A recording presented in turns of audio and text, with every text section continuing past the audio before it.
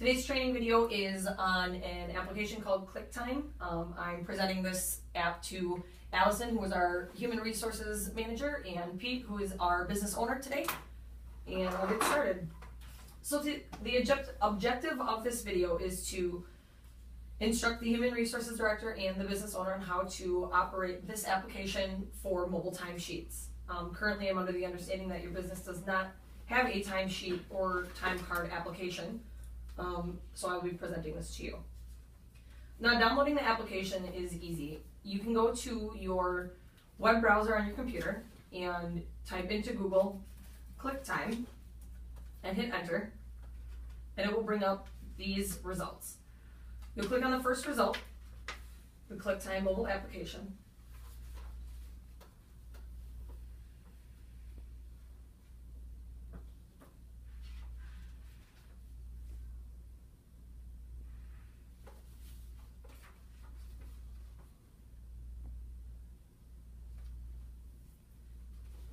You didn't see internet was required. Internet is required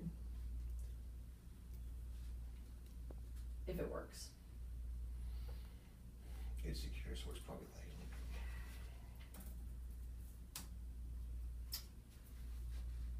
And you should get a screen similar to this. Now, depending on what Internet Explorer you're using, via Chrome, Firefox, or IE, the screen might look a little bit different. Now, to sign up, you click on the free trial, and it'll take you to this page where you can input your company information and start a profile for your business. Now, this can also be accessed on a mobile platform via Android or iPod, iPhone type of application. So now, once you have set up your free trial, you can sign in.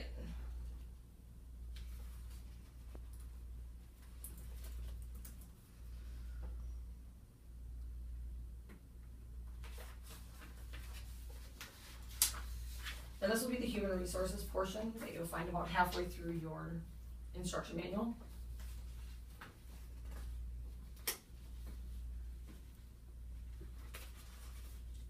So now when you first sign in, you'll get a screen similar to this. And from this screen, you can add employees, you can add customers, projects, tasks, many different options. From this screen to add people, you'll get a screen like this. Make that a little bigger. And in here, you'll notice that there are two employees that are already added, one being an administrator, which could be the Human Resources Director or the owner of the business, whichever you prefer. And then this is a standard user, somebody that doesn't have permissions to go into the application or into the program to modify timesheets, customers, tasks, projects, and such. Now, basic entry, that is, like, that's just basic entry, right, as far as the standard user goes? Correct. That is just the timesheet and expenses portion is the standard user. So now, to add employees, we'll go over here to the right-hand side and click on Add Person.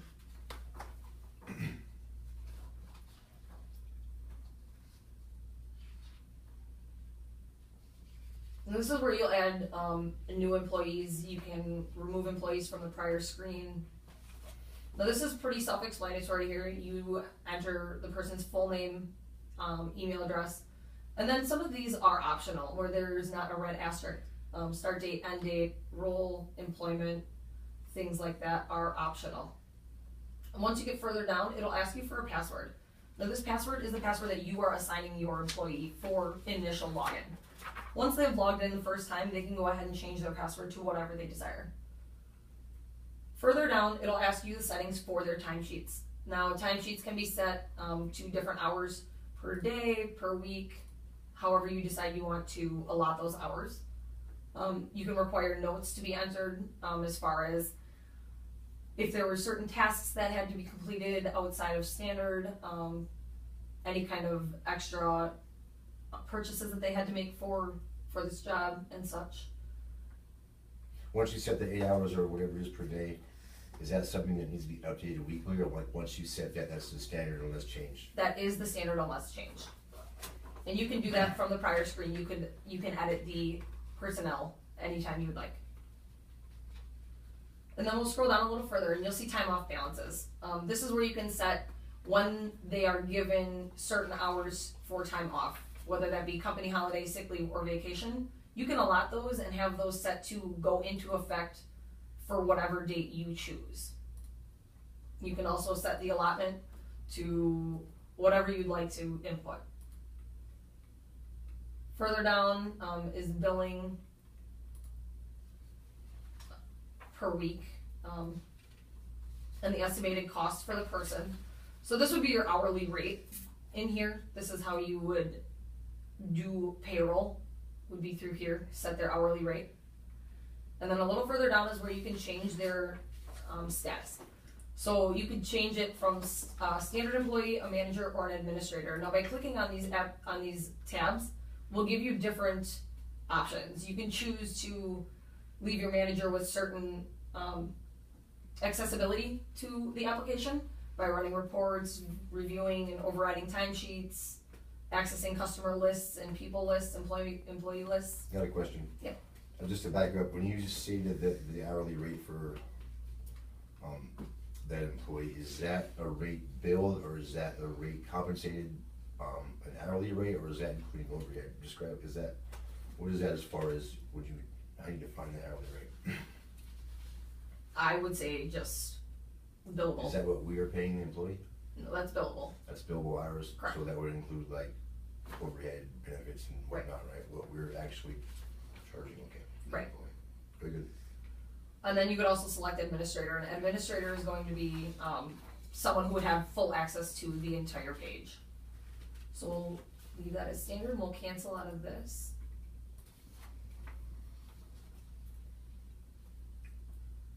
And now in the setup of the application, by going through the user manual, you'd notice that there was a step where you could add customers. Adding customers in the setup only allows you to add 3 customers, but you can add more.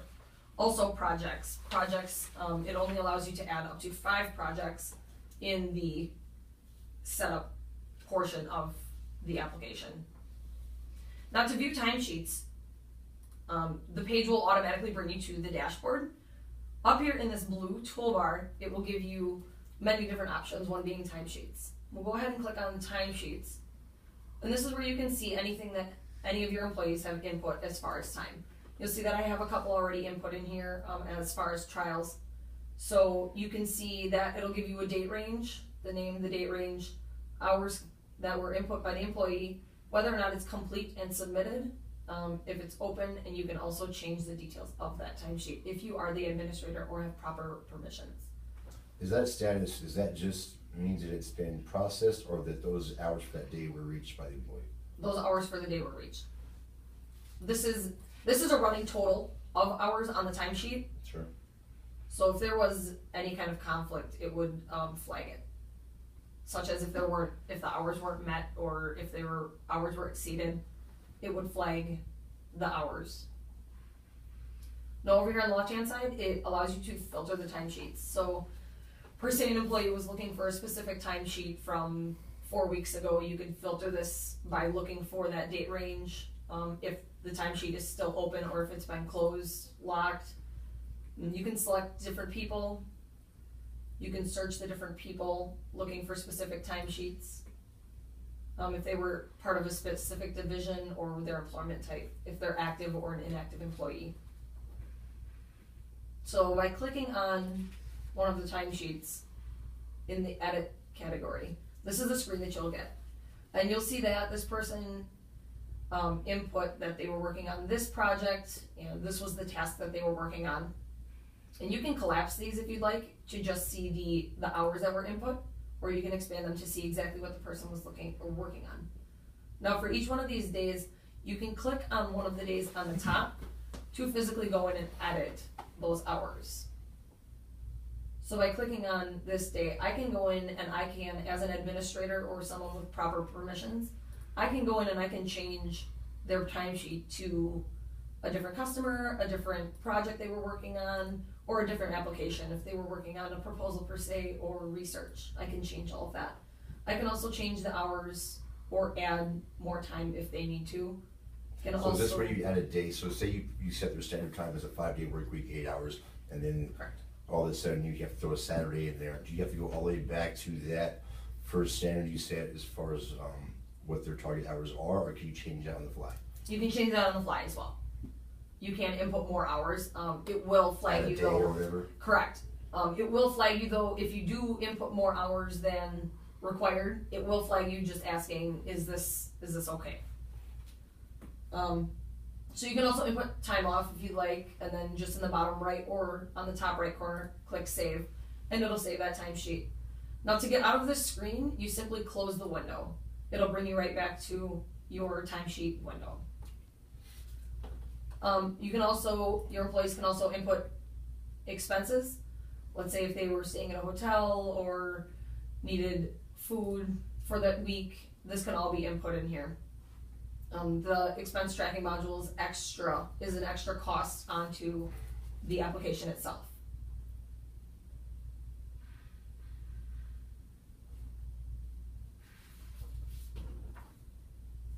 So as far as the application goes, this is the PC version and is pretty self-explanatory.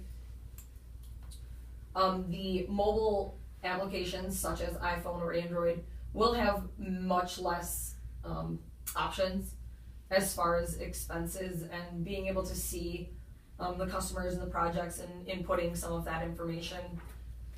So if you want to have accessibility and have the proper permissions to do some of this stuff, it must be done on a PC. It can't always be done on the mobile versions. Right, it's more like a satellite with a mobile. Right. It works very, very strictly off of just the hours and the timesheets with expenses as well. But also on the mobile application, whenever you have customers or projects inputted into the baseline page for the business, that will also generate on the mobile applications as a sync, basically. So, as far as the timesheets portion goes, does anyone have any questions for that? No? I don't think so.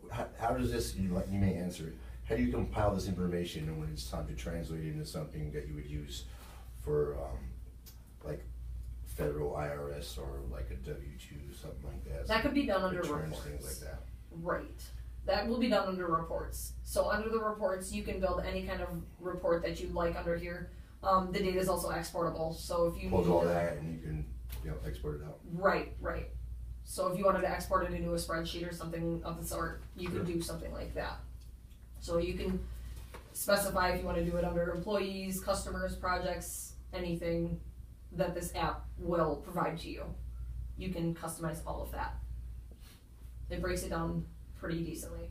Does it break down percentages as far as like, insurance, workman's comp, federal tax, state tax, as far as what we should be pulling out going forward to payroll, or No. is that just compiling hours and they just know what we got? Okay. It is just compiling what is put into the application. This is not a tax-based software, so it will just tell you the hours worked, any kind of reports that are run, billable hours, production throughout the week. So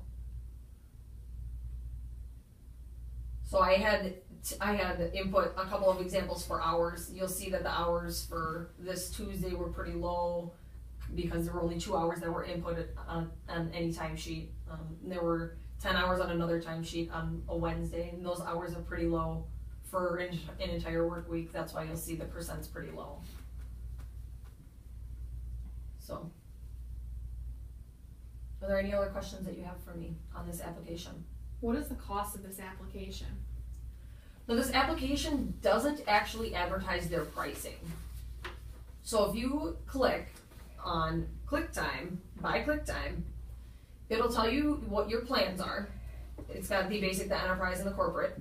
And then it also offers all of these optional features, if you'd be interested in. Now, by following through the prompts and inputting, obviously, payment information, it will then give you a cost. And that's based off of many different options, based off of how big you want your package to be, and if you would like different options included with whatever package you choose. So.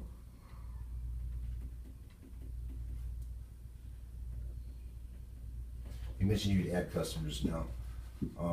Will that associate the hours billed to that customer?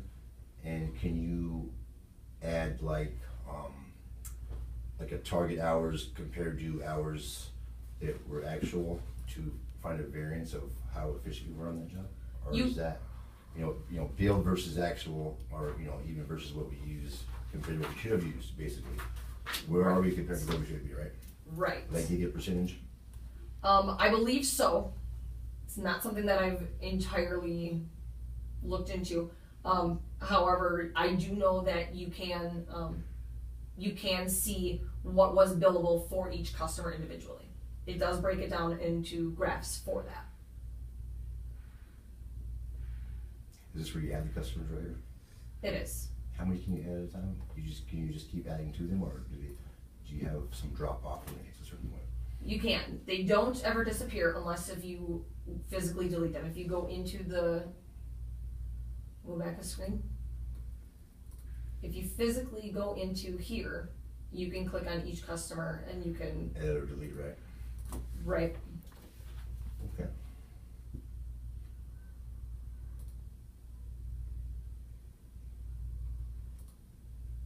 You can delete the customer. You can create a new project under that customer. You can duplicate them if you'd like. There's many options that it gives you for each customer. You can add multiple customers through the screen. Input the customer's name, and if you'd like to add an abbreviation, maybe a customer number or any other options, notes, or if it's an active or an inactive customer currently, then you can save and add next. If you have a list of customers that you need to add at a time, you can do it that way. And all the customers can be associated with certain tasks and projects. So if you had multiple projects for the same customer, you could add multiple projects to each customer.